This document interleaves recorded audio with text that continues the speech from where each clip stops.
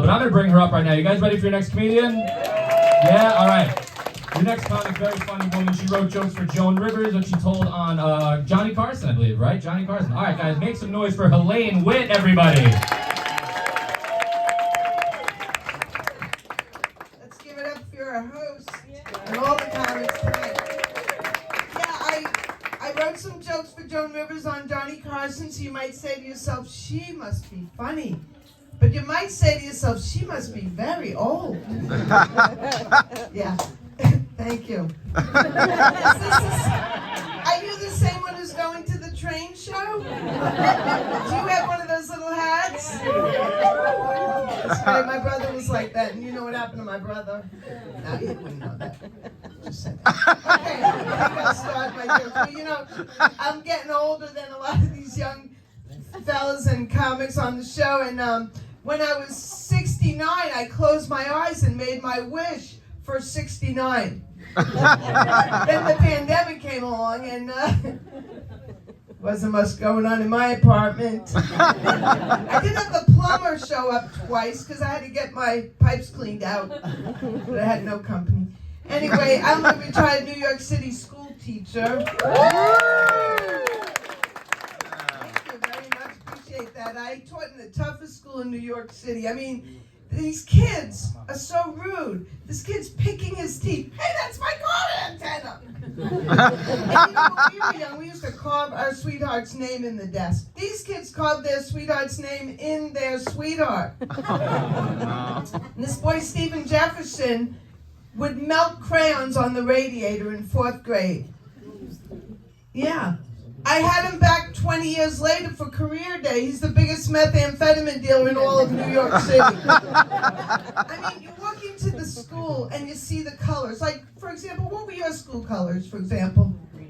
Green and white. You know what the colors were in my school? Black and blue and dried blood red. That's on the teachers. Very tough school.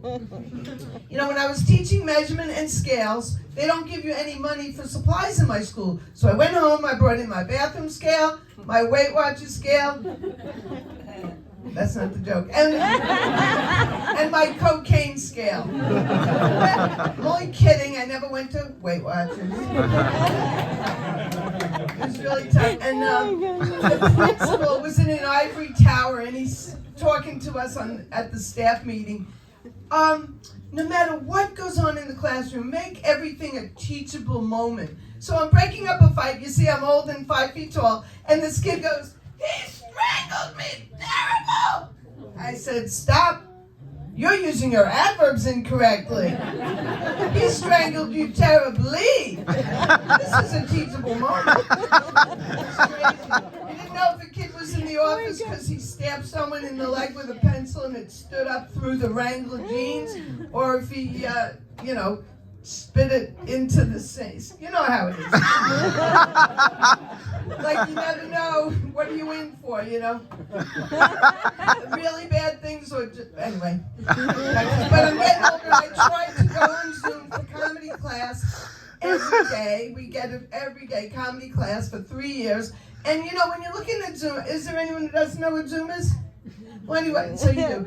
So at Zoom, and you have to make jokes because it's comedy class, but also because you're staring at yourself. And I used to say I have pound signs here, I have parentheses here, I have exclamation points here. I could lay down, you could send a text message on me. But now, after all these years, 3 years of comedy school on Zoom, these exclamation points look more like an accordion. I mean, everything's going. Now I have 4 parentheses. So, yeah, it's okay. It's humor.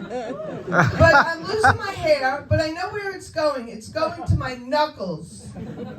You heard of the information age? I'm headed for the inflammation age. I have a cuckoo on my biological clock. Its wearing depends. You have a million of them. But